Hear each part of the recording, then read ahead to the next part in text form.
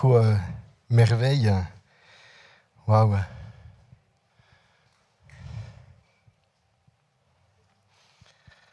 Salut Claudia. Bonjour David, bonjour l'Église.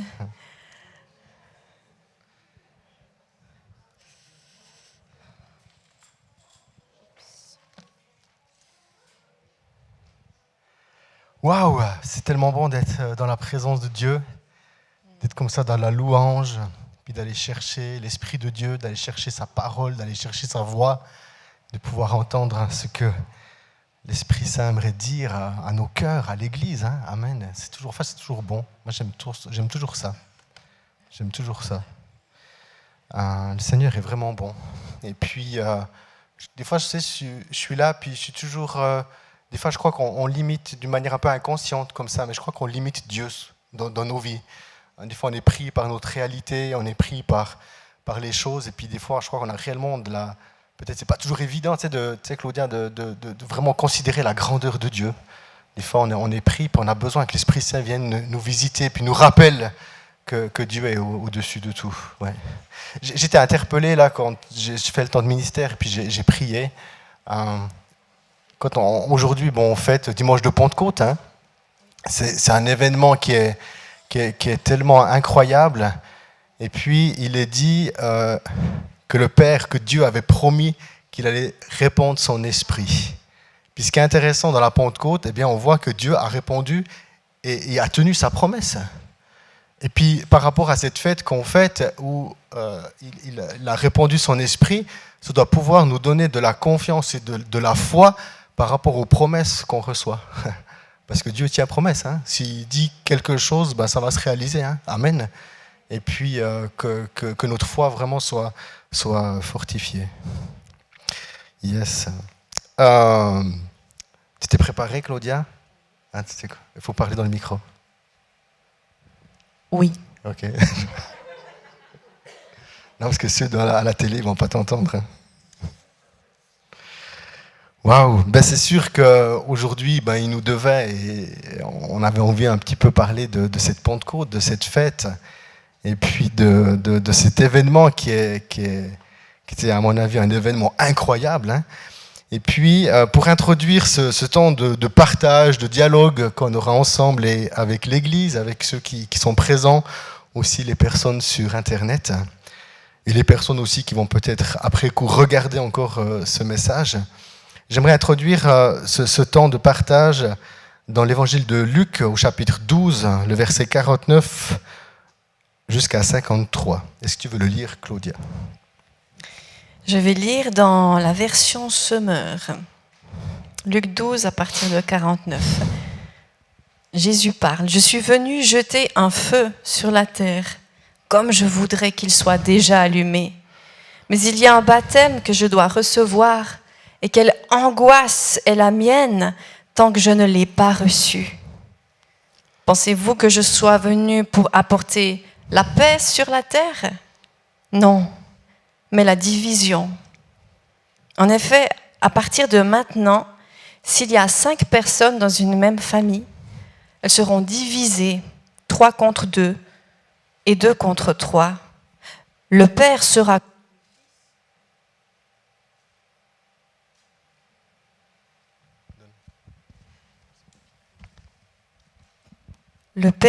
contre le fils et le fils contre son père, la mère contre sa fille et la fille contre sa mère, la belle-mère contre sa belle-fille et la belle-fille contre sa belle-mère. » En fait, ce passage, je l'ai trouvé vraiment intéressant, puis j'avais envie de juste poser mes regards, puis un peu partager.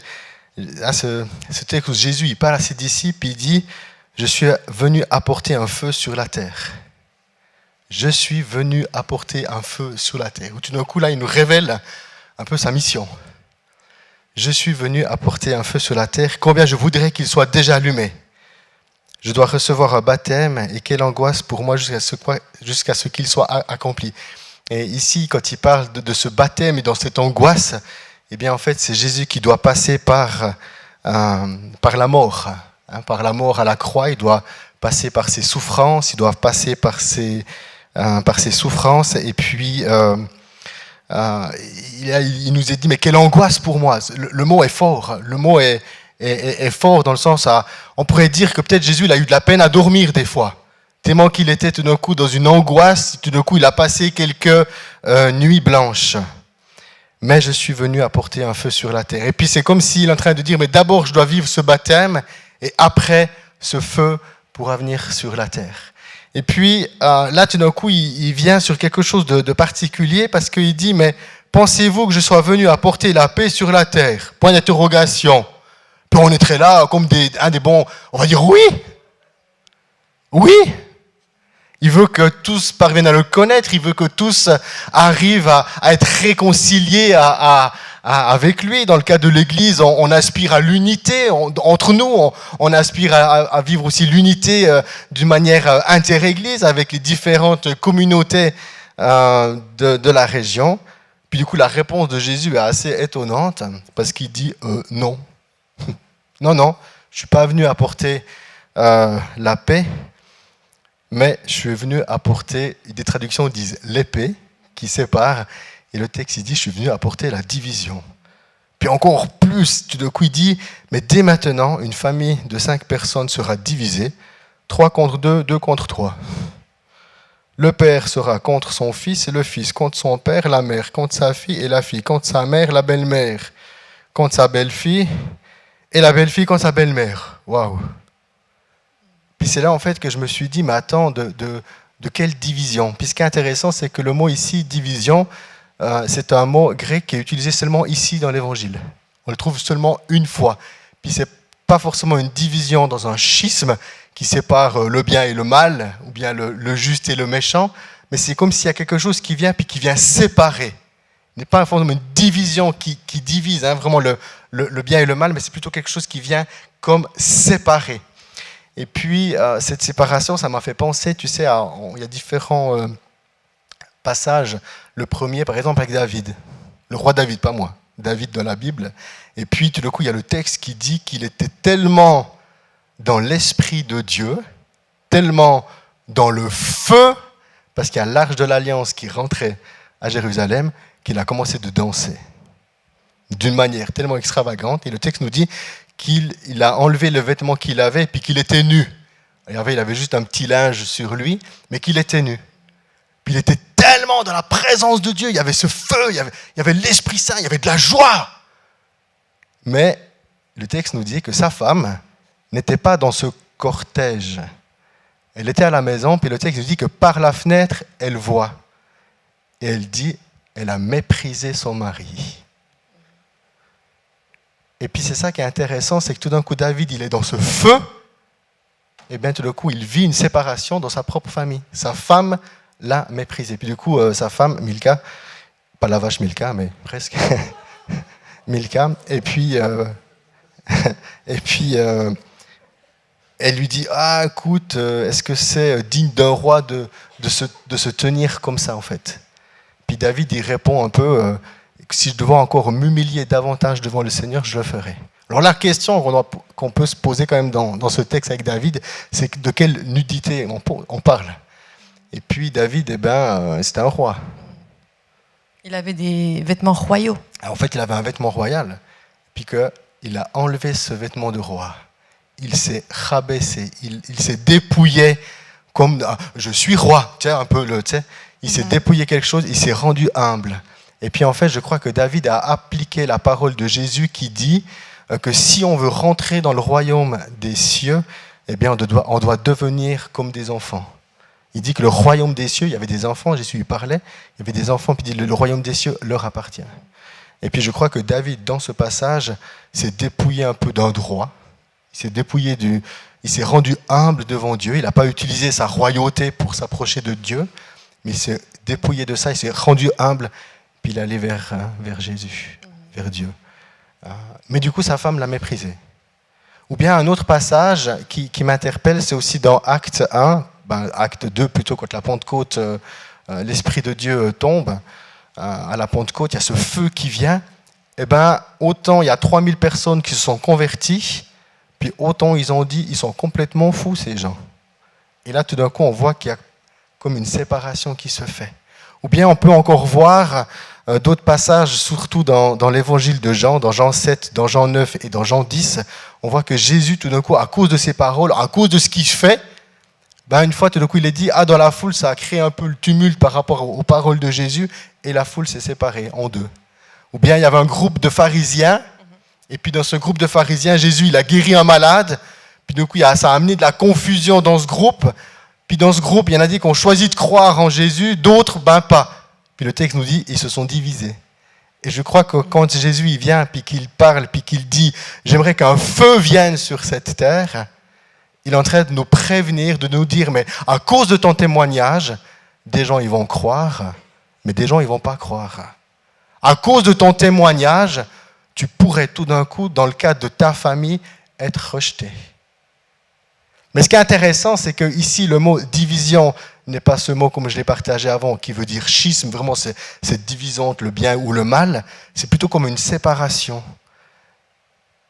Les pharisiens qui se sont séparés, ça ne veut pas dire que plus tard, ceux qui n'ont pas cru après. Ça ne veut pas dire qu'aujourd'hui, je rentre tout d'un coup dans de la confrontation avec ma famille, que demain, ils ne vont quand même pas se convertir. Ce n'est pas une division qui sépare, mais c'est quelque chose où tout d'un coup, Dieu il vient avec son témoignage et on doit prendre conscience en tant qu'enfant de Dieu qu'il y aura de la réaction. C'est beau que Jésus nous enseigne ça et puis qu'on puisse le voir se réaliser dans les actes, parce que sinon, vous n'avez pas l'impression d'être un peu dans l'échec quand vous donnez un témoignage ou que vous parlez de Jésus à quelqu'un mais que son cœur n'est pas ouvert. En tout cas, moi, je me dis mince. Puis, bien sûr que c'est mince, mais comme tu dis, comme Jésus nous l'explique, il nous avertit que la même parole va être accueillie et va être rejetée par d'autres, et que ça ne veut pas dire que c'est une fin en soi. Tant qu'il y a de la vie, il y a de l'espoir pour tout homme. Dans ce que tu parles, ça me fait penser où des fois on aimerait parler de Jésus, puis du coup on peut avoir une réaction, puis tout d'un coup les gens vont dire ah mais lui non, puis des fois on le prend pour soi-même, mais je crois que c'est pas nous que les gens aiment pas, c'est Christ en nous. Voilà. C'est pas forcément nous qui rejettent les gens, mais c'est Christ en nous qui tout d'un coup qui rejette. Comme Jésus a dit, s'ils m'ont rejeté, ils vous rejetteront aussi. Il l'a dit à ses disciples, s'ils m'ont accepté, ils vous accepteront aussi. Donc, il nous met en garde contre les différents types de réactions qu'on peut rencontrer. Ouais. Et puis, dans ce passage, Jésus qui dit « Je suis venu apporter un feu sur la terre et combien je voudrais qu'il soit déjà allumé. » Et ça, c'est de nouveau le cœur de Dieu, ce feu, l'Esprit de Dieu qui vient demeurer dans nos vies.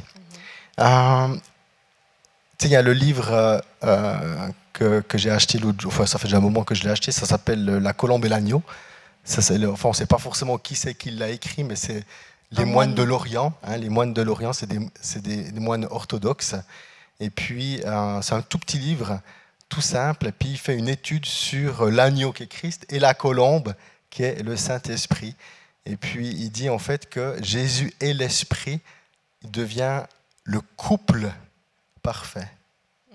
Et puis, en fait, il voit Jésus et l'Esprit, le couple parfait. Oui, beaucoup d'unité, en fait. On va le voir un peu plus loin aussi. Ce soir, on parle de ce feu. Parlons aujourd'hui, c'est la Pentecôte. On va lire ensemble, si vous le voulez bien, quelques versets pour se remettre dans le contexte de c'est quoi la Pentecôte, qu'est-ce qui s'est passé. Donc, on voit ça. Je vais lire quelques versets dans Actes 1, déjà au chapitre 1, les versets 4, 5, et puis le verset 8 aussi. C'est Jésus. Voilà. Or, un jour, que Jésus prenait un repas avec eux, donc avec ses disciples, il leur recommanda de ne pas quitter Jérusalem. Donc, Jésus, oui, est déjà mort, ressuscité. C'est dans les 40 jours où il est apparu à ses disciples. Donc, ne quittez pas Jérusalem, mais attendez que mon Père vous accorde le don qu'il vous a promis. Jésus dit, c'est le don que je vous ai annoncé. Car Jean a baptisé dans l'eau, mais vous, c'est dans le Saint-Esprit que vous serez baptisés dans peu de jours. Verset 8, le Saint-Esprit descendra sur vous, vous recevrez sa puissance et vous serez mes témoins à Jérusalem, dans toute la Judée et la Samarie et jusqu'au bout du monde.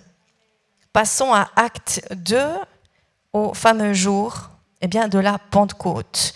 Je lis de 1 à 11, je vais un petit peu écourter les derniers versets, mais qu'on ait le contexte en tête. Quand le jour de la Pentecôte arriva, apparemment il y a déjà un jour de la Pentecôte qui existait avant que le Saint-Esprit descende, les disciples étaient tous rassemblés au même endroit. Tout à coup, un grand bruit survint du ciel.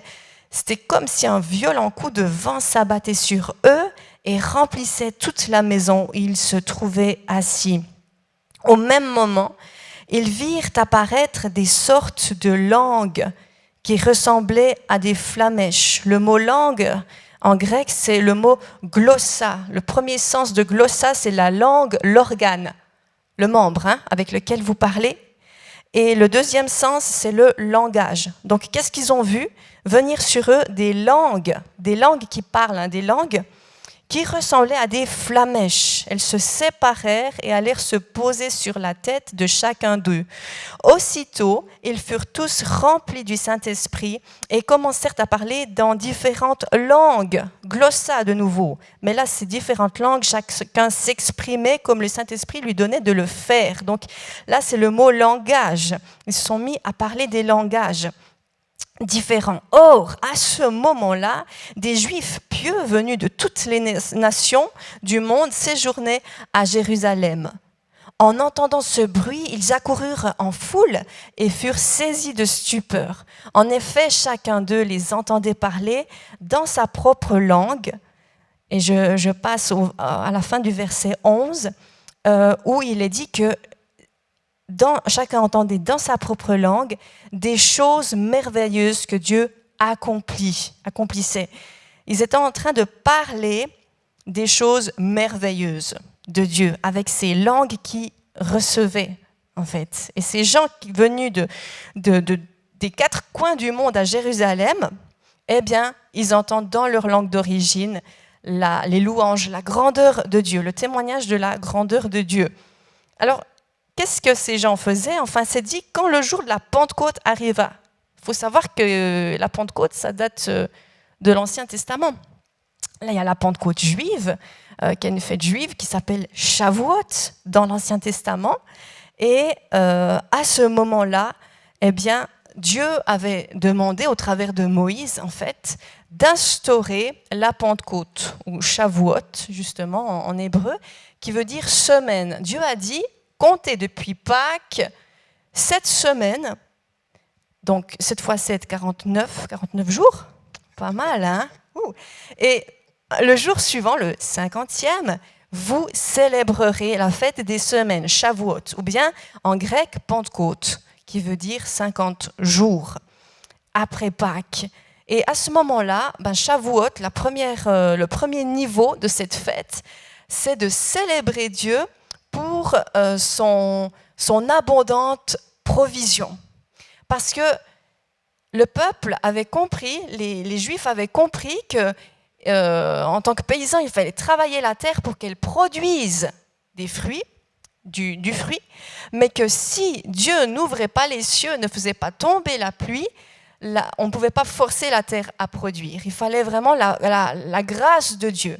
Et le peuple savait que Dieu était bon, donc il s'est confié en lui, et à chaque saison, la terre produisait son fruit. Donc Dieu a dit, célébrez-moi pour mon abondante provision en venant au temple apporter, lors de la Pentecôte, une offrande de reconnaissance, une offrande de remerciement en signe en fait de ma bonté. Alors les Juifs faisaient ça en fait. Et puis il faut savoir que les disciples là réunis, ils ont dû aller probablement, comme on le faisait, le jour avant au temple apporter des offrandes, parce que Dieu disait à la première gerbe que vous avez apporté vos offrandes en fait. Avant même d'avoir fait toute la récolte puis de voir qu'est-ce que ça va produire, tu commences de me louer en fait pour ce que je suis Et puis c'est un acte de confiance pleinement. Donc c'est ce que les disciples ont dû faire le jour avant. Ils étaient au temple, ils sont allés apporter leurs offrandes. Et pour nous, c'est pareil, on a commencé la célébration par un temps de louange. On a chanté par des chants, on n'a pas chanté que des chants de louange, on est aussi allé dans l'adoration et dans l'engagement, mais on a chanté, le premier chant c'était « Il est fidèle » et on a élevé son nom pour sa fidélité, parce qu'il est la paix, la joie, l'amour et tout ça. Il est tout ce qui nous apporte. Donc là, on est allé dans cette louange, comme les disciples sont allés au temple apporter leurs dons. Et Hébreu dit aussi que le sacrifice de louange, c'est le fruit des lèvres qui confessent le nom de Jésus. Donc, c'est exactement ce qu'on fait. Et là, je vous dis que les disciples, ils étaient prêts à recevoir la promesse. Ils l'attendaient, mais ils étaient dans Shavuot, dans la fête juive, une des 3 principales fêtes juives, Pâques, Shavuot, et il y a la fête des trompettes. Et ils étaient en train de faire ça, et leur cœur était en train de se préparer à recevoir. Parce que le Saint-Esprit m'a dit, Claudia, tu sais, si tu veux apprendre à recevoir, il faut apprendre à donner. Et quand tu sais, tu es à l'aise avec le fait de donner, d'être généreux, tu es aussi plus à l'aise avec le fait de recevoir. Ça fonctionne dans nos relations horizontales, mais ça fonctionne aussi avec la relation verticale avec Dieu. Et oui. Tu parlais par rapport à cette fête qu'en fait, il venait, c'était la fête des semaines, puis en fait, il venait pour célébrer Dieu de tout ce qu'il allait donner. Hein. Oui. C'est ça. Hein. Puis ça, je trouve vraiment intéressant parce qu'à un moment donné, la parole de Dieu nous dit que nous avons tout en Christ. L'apôtre Paul va nous dire dans Éphésiens qu'en Christ, nous sommes bénis de toute bénédiction spirituelle. Et puis, je trouve aussi intéressant de savoir qu'en fait, Dieu nous a tout donné. Et puis qu'à cette fête de Pentecôte, eh bien, que le peuple juif célébrait aussi le don de la Torah. Hein, cette loi qu'ils ont reçue au mont Sinaï, eh bien, en fait, c'était comme un cadeau et ils venaient puis ils célébraient en fait le don de la Torah. Et en même temps que ce peuple célèbre le don de la Torah comme un don, eh bien, aujourd'hui, nous célébrons le don de l'Esprit. Et je crois que le don de la Torah, le don de l'Esprit, c'est comme tout d'un coup de nouveau l'agneau et la colombe. Christ qui représente la parole, l'Esprit, la colombe. Et du coup, il y a cette union qui vient et qui donne la force. Et je crois que de la même manière, eh bien, on veut célébrer le don de la Torah, le don de la loi, le don de la parole de Dieu, et en même temps recevoir l'Esprit de Dieu en nous.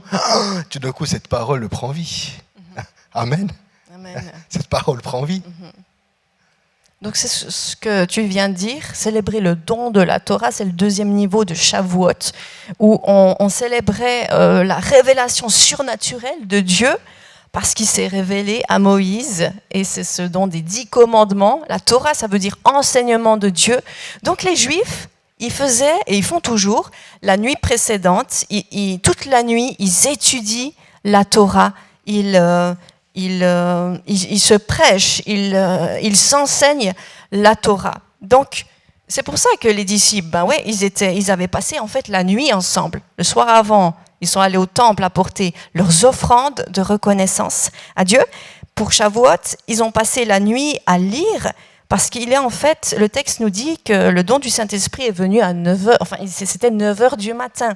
Donc c'était un rassemblement tôt, c'était un culte tôt, hein. Eh bien, parce qu'ils avaient passé ce temps ensemble. Du coup, on devrait faire peut-être les cultes à 9h. Peut-être. Et la Pentecôte, dans le Nouveau Testament, c'est tout ça, c'est célébrer Dieu pour son abondante provision, le célébrer pour le don de la parole et le don de l'Esprit. La parole, Jésus, et l'Esprit, c'est la voix, et c'est devenu, c'est incroyable, c'est venu à la Pentecôte juive. La Pentecôte chrétienne, si on peut dire comme ça. Ouais, c'est vraiment magnifique. J'aimerais bien que, tu sais, quand tu as parlé de la glossolalie, hein, cette langue de feu, cette puissance, cette langue de feu qui est venue en haut et tout d'un coup ils viennent et puis ils racontent les merveilles de Dieu. Tu sais à quoi ça m'a fait penser pendant ce temps que tu parlais de ça, parce qu'il est dit qu'il y avait beaucoup de nations qui étaient venues. Il y avait beaucoup de peuples qui étaient venus et puis tout d'un coup, ils ont entendu les merveilles de Dieu dans leur langue. Et puis, par rapport à ça, je me suis dit, mais des fois, on a eu une vague d'immigrés qui est arrivée dans notre pays il y a quelques années. Mais en même temps, ce sera intéressant de constater, en fait, dans le canton du Jura, ici, combien de nationalités. Les Italiens, les Allemands, les Espagnols. Bon, les Français, on parle français, ça c'est bon. Mais Portugais, les Afghans, l'Iran, c'est la même langue, c'est le perse. Les Kurdes, les Kosovars, Albanais. Cette quantité de nationalités. Et moi, je crois vraiment, mais vraiment, que l'Église va vraiment vivre dans ces derniers temps exactement acte 2. Moi, je le crois. Et tout d'un coup, il y aura une provision de son esprit. Et puis, il y a quelque chose d'incroyable qui va se faire, qu'on ne va absolument pas contrôler. Et puis, tout d'un coup, tu as des gens qui vont dire « Hé, tel et tel, elle parle dans ma langue. En farsi, en arabe, en hébreu ou en kurde, en amharique. » Enfin, toutes ces langues où tout d'un coup, les gens entendent les merveilles de Dieu. Amen. Des fois, je me suis dit, mais il faut qu'en tant qu'Église, ils étaient un petit nombre, 120, un petit peu plus que nous. Et de là, paf. Amen. Et moi, je crois qu'il y a quelque chose de ce type qui va arriver à nouveau dans ces temps qui sont les derniers. Tu parlais du couple de la colombe et de l'agneau, cette proximité entre Jésus et le Saint-Esprit. Moi, j'ai trouvé très intéressant en lisant en fait le début des Actes et la suite, de voir comment les disciples ont réagi à cette présence en fait de l'Esprit Saint. Le Saint-Esprit n'est pas quelque chose d'inconnu pour les disciples. Bon, déjà parce que de 1, Jésus l'a annoncé. Dans Jean 13, Jean 14, enfin Jean 14, Jean 15, il a pris ces derniers moments de sa vie avant la croix pour réconforter ses disciples et les préparer, et il leur a annoncé cette promesse du Saint-Esprit, qui est la plus grande promesse qu'il ait pu faire et de laquelle découlent plein d'autres promesses.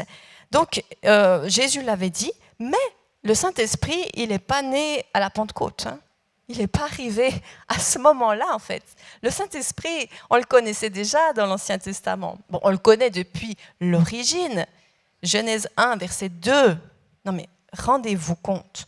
Le deuxième verset de tous les versets qu'il y a dans ce livre, dit « La terre était informe et vide, et l'Esprit de Dieu planait sur les eaux. » Donc, l'Esprit Saint, il est Dieu, il fait partie de la Trinité et il a été dans le processus créatif.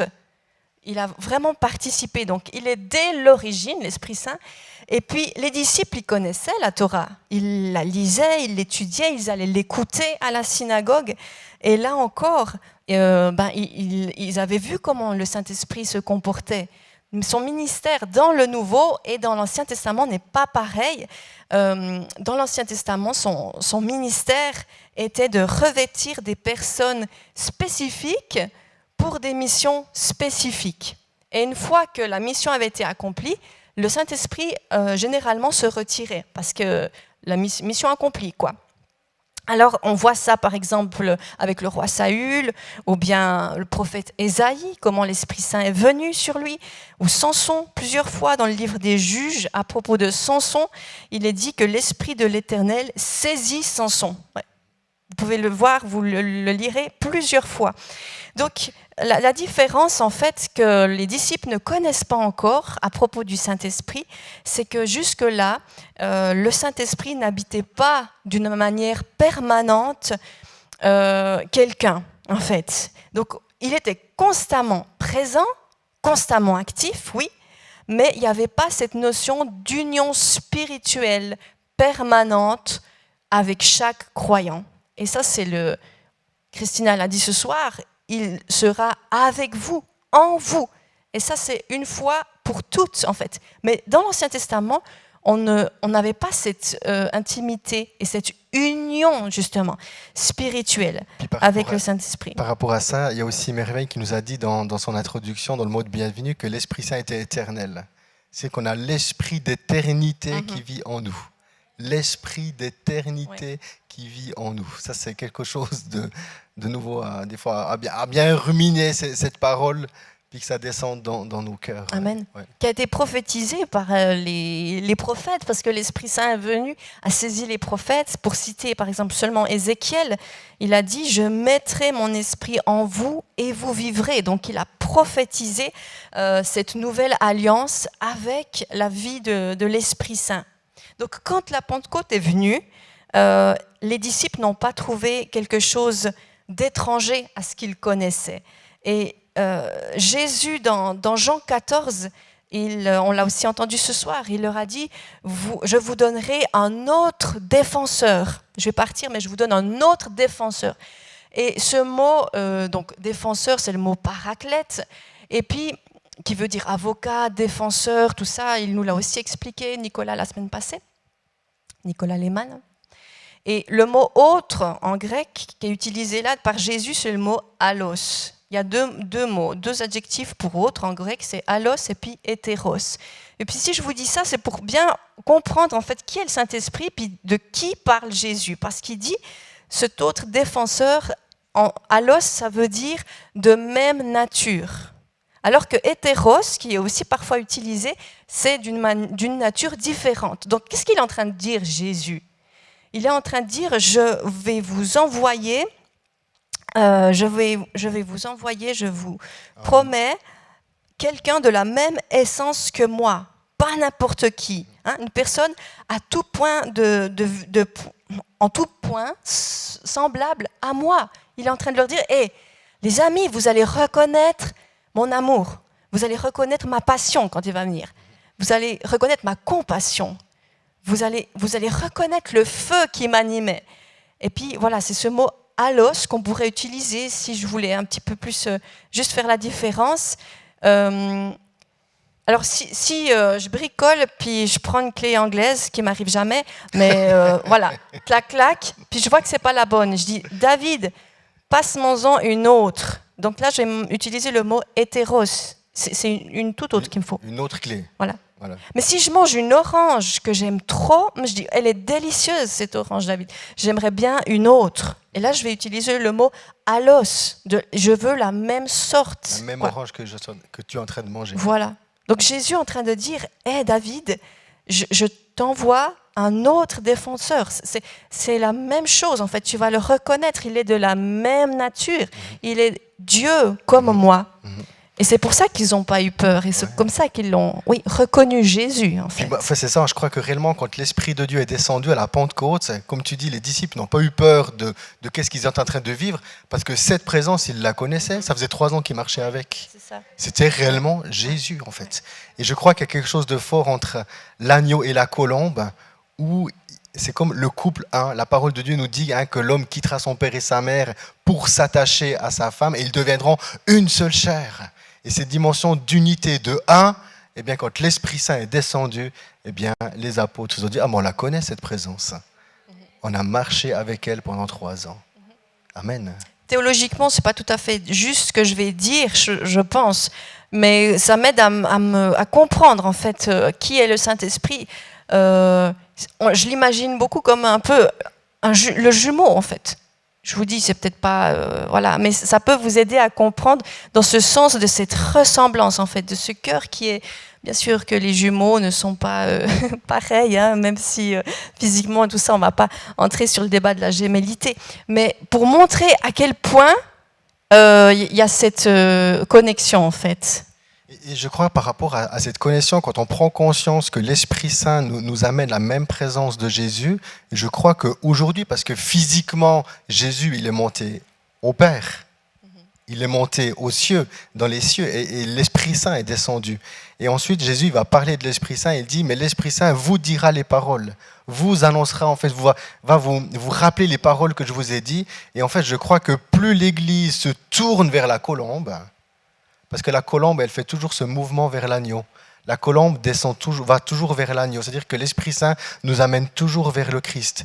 Et puis je crois que si nous voulons réellement connaître le Christ tel qu'il est, nous devons nous tourner vers la colombe.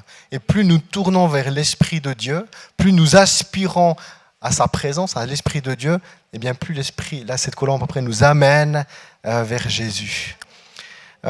Tu as parlé, Claudia, que l'Esprit Saint était ce défenseur. Il t'a aussi partagé cette différence entre l'Ancien et le Nouveau, dans le Nouveau Testament, dans cette nouvelle alliance où il était juste dans une action, il se retirait, puis aujourd'hui il vient en nous d'une demeure éternelle. Mais si on revient de nouveau dans Genèse 1, 2, où tu l'as partagé, tu as dit que la terre était, la Bible nous dit que dans Genèse 1, 2 déjà, la terre était sans forme et vide, l'obscurité couvrait la surface de l'abîme. Le souffle de Dieu planait à la surface des eaux. C'est marqué dans ma Bible, le souffle de Dieu pour dire l'Esprit de Dieu planait à la surface des eaux. Et puis, qu'est-ce qu'il est en train de planer ? En fait, il est en train de planer au-dessus du tohu-bohu. Et puis, en fait, le mot ici, planer, eh bien, il a ce sens de l'oiseau qui couve. L'oiseau qui couve, qui amène la chaleur, qui fait en sorte que dans l'œuf, l'embryon prenne vie, jusqu'au moment où il y a la vie qui éclate. Et je crois en fait que l'Esprit de Dieu couvait tout ce qui était tohu-bohu.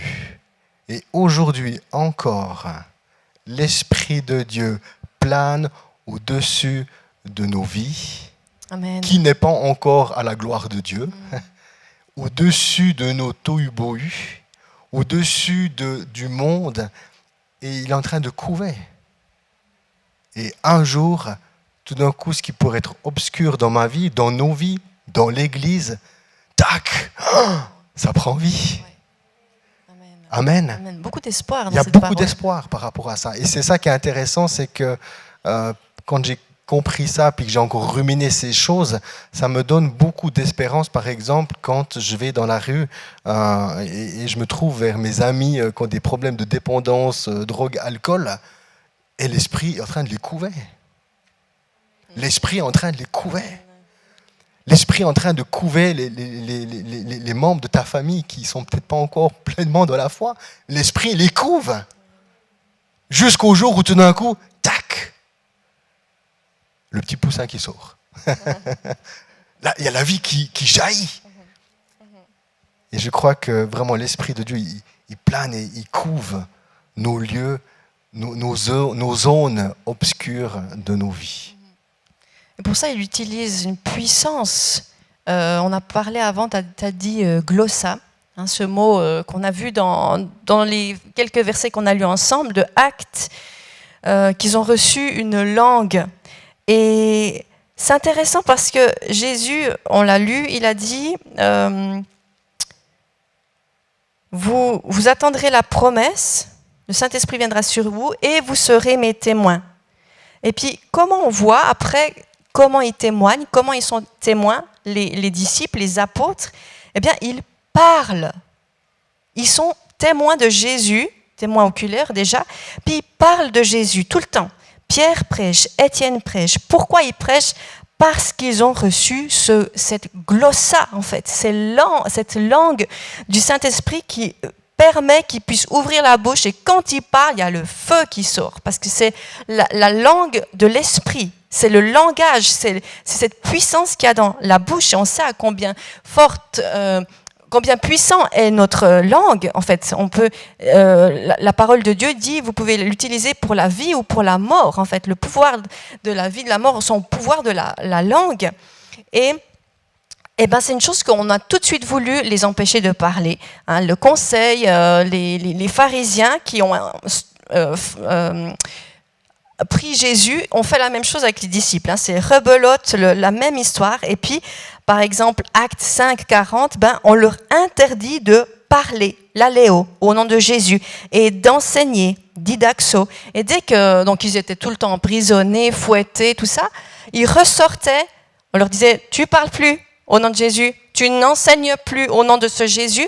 Ils partaient tout de suite dans les maisons, dans les synagogues, et bam, ils enseignaient tout de suite. Tu peux lire Acte 5, Acte 4, ils retournent tout le temps. Mais parce qu'ils ont cette glossa. Et nous avons reçu, dans le baptême de l'Esprit Saint, cette langue qui nous permet en fait de parler et d'être les témoins de Jésus. Puis ça fait bouger les choses. C'est ça, ça me fait penser à cette parole dans Jérémie, je ne sais plus exactement dans quel chapitre et quel verset, mais il dit, Jérémie, à un moment donné, j'ai un feu qui brûle en moi, et puis si je ne parle pas, ce feu me consume.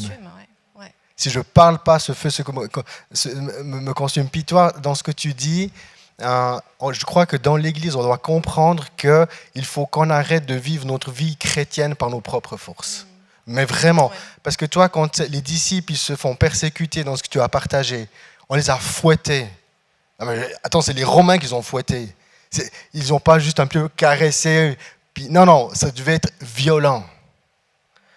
Et puis qu'en fait, à un moment donné, il sort de ce lieu. Il dit même que tout d'un coup, Pierre et Jean, ils ont pris conscience qu'ils sont en train de vivre les mêmes souffrances de Christ. Puis ils disent qu'ils étaient joyeux. Non, mais c'est incroyable. Puis ils ont vécu une persécution, on les a fouettés, mais il y a comme un feu qui brûle en eux. Et ils parlent. Parce qu'en fait, il n'y a rien qui peut les empêcher de parler de la bonne nouvelle. Pierre dit qu'on ne peut pas se taire avec ce qu'on a vu. Hein. Ouais, il le dit au début d'Actes. Ouais. Puis c'est ça en fait qu'on doit comprendre que ce n'est pas par eux-mêmes qu'ils parlent.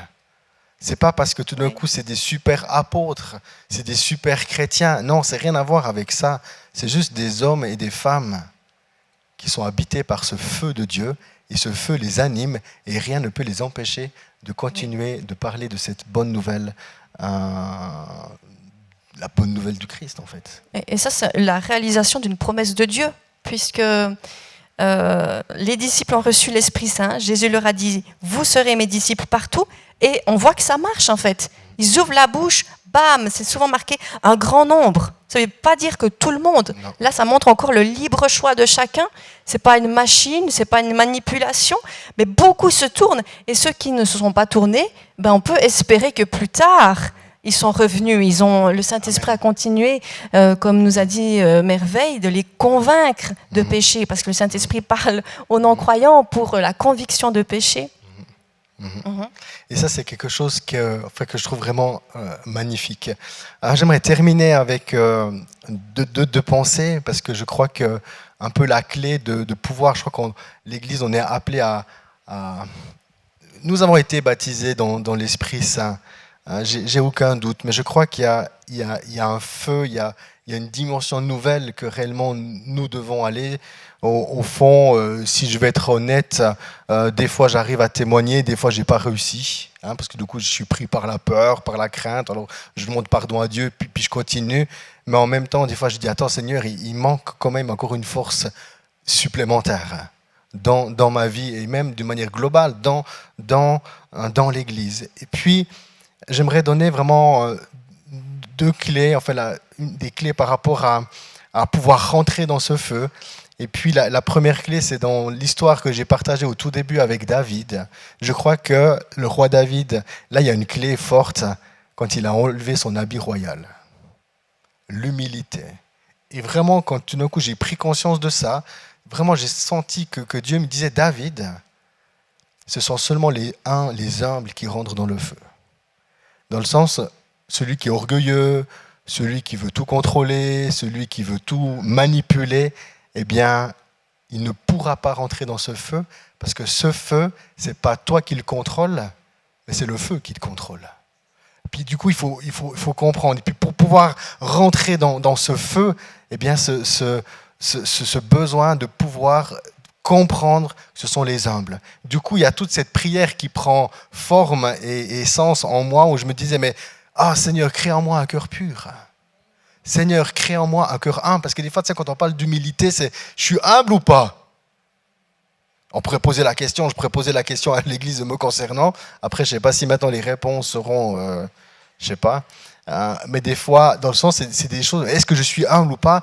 En fait, c'est des choses qui sont réellement difficiles. Mais là-dedans, je crois que c'est important d'une manière de nouveau régulièrement de pouvoir prier, dire « Seigneur, je veux un cœur humble. » Parce que ta parole dit que tu fais grâce à l'humble, mais tu résistes à l'orgueilleux. Fais en sorte que je sois humble devant tes yeux. Et je crois que ça, c'est vraiment une clé pour pouvoir demeurer dans ce feu, rentrer dans ce feu, puis vraiment demeurer constamment dans ce feu. Et puis la deuxième clé que j'ai déjà un petit peu mentionnée, eh bien, c'est ce fait que ce feu, tu ne le contrôles pas. Vraiment. On ne le contrôle pas. Et puis, ce qui est intéressant, c'est que quand on parle de cette visitation de l'Esprit de Dieu qui vient, Jésus il dit, « Ok, restez à Jérusalem, attendez. » Et puis, c'est là qui est intéressant. Alors, nous aussi, nous, on lit et puis on sait qu'on sait qu'il est venu. À Pentecôte. Mais quand les disciples, ils étaient le jour avant Pentecôte, ils ne savaient pas qu'à Pentecôte, l'Esprit Saint allait tomber. Et là, il y a une dimension où, de nouveau, quand j'ai parlé du contrôle, eh bien, Seigneur, je te fais confiance. Dans le sens, j'ai choisi la date de mon baptême, 27 juin. Qui c'est qui veut se faire baptiser?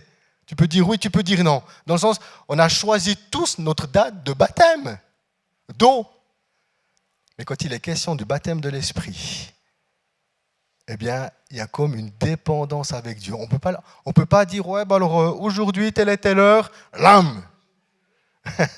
Non, on est là, oh Seigneur, on s'attend. Et c'est là où tout d'un coup, avec l'Esprit Saint, eh bien, on doit abandonner le contrôle et rentrer dans la confiance. Et je crois que la clé, c'est l'humilité. Et la deuxième, c'est la confiance envers notre Dieu. Et puis je crois que ces deux choses font en sorte que dans nos vies, d'une manière individuelle, mais en même temps j'ai envie de le vivre pas d'une manière individuelle, j'ai envie de le vivre en communauté. Comme les disciples dans Acte 2, eh bien dans l'humilité et dans la confiance que lui, il le fera, eh bien les choses vont arriver. Amen. Tu aimerais encore dire quelque chose? Ouais. Une petite chose. La confiance, t'as dit. Ouais. Je termine avec ça. Quand Jésus a dit restez à Jérusalem et vous serez mes témoins à Jérusalem, en Judée, en Samarie et partout dans le monde, ils auraient pu se dire quand c'est les gars, ok, on commence à Jérusalem, on fait une campagne d'évangélisation là, puis quand c'est qu'on va mouver un peu sur les autres régions, ça c'est Acte 1, 8, que Jésus leur dit, vous serez mes témoins, il leur donne le plan. Ça, c'est entre les mains de Dieu, le temps. Et en Acte 8, 1, c'est pas mal, hein, Dieu il a bien fait les choses. Acte 1, 8, Acte 8, 1. Acte 8, 1, il est dit, Étienne meurt, persécuté, pouf, grosse persécution parmi les croyants. Les croyants sont dispersés en Samarie et en Judée. C'est de la folie, c'est marqué ça dans la Bible. Dans la vôtre aussi. Et puis, c'est dit, ils se sont mis à être les témoins de Jésus dans ces régions-là et les gens ont commencé à être sauvés. Donc, des fois, on ne connaît pas trop le chemin que Dieu va utiliser. On sait qu'il nous demande ça, mais comment il va nous déplacer dans ces régions-là?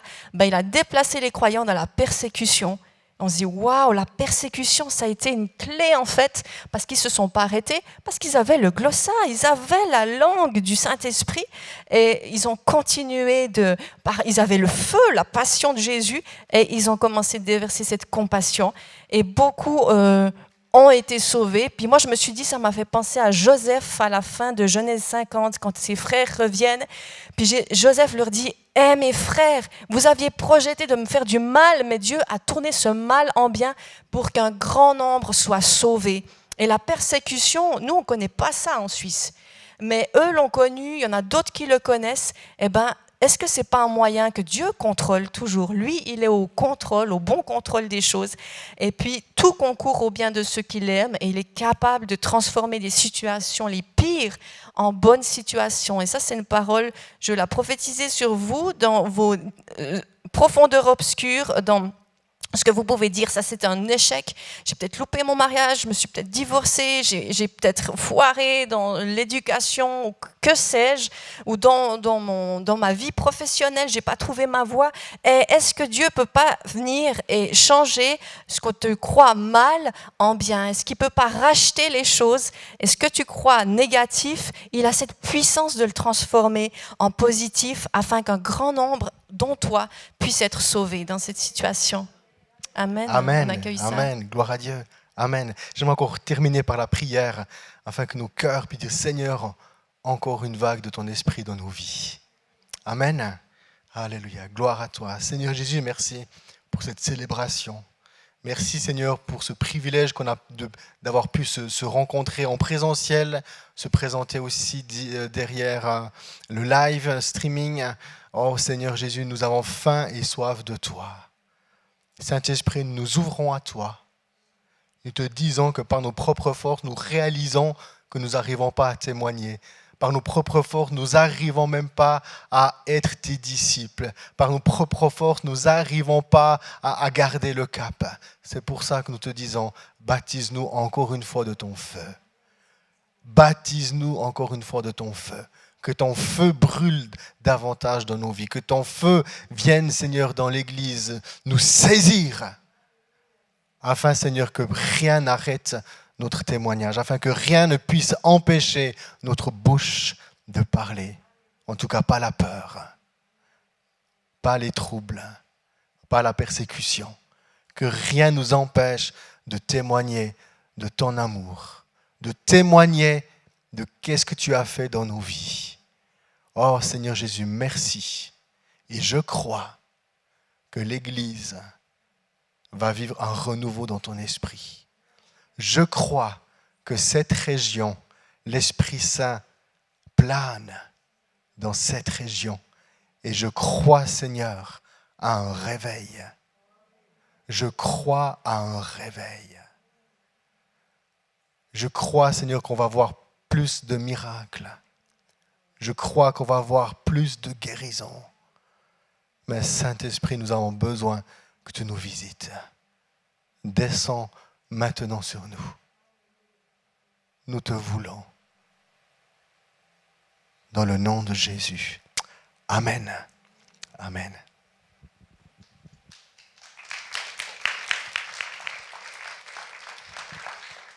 Amen.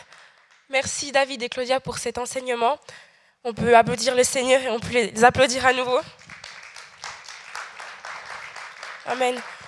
Vous pouvez revoir le message sur YouTube si vous voulez réécouter.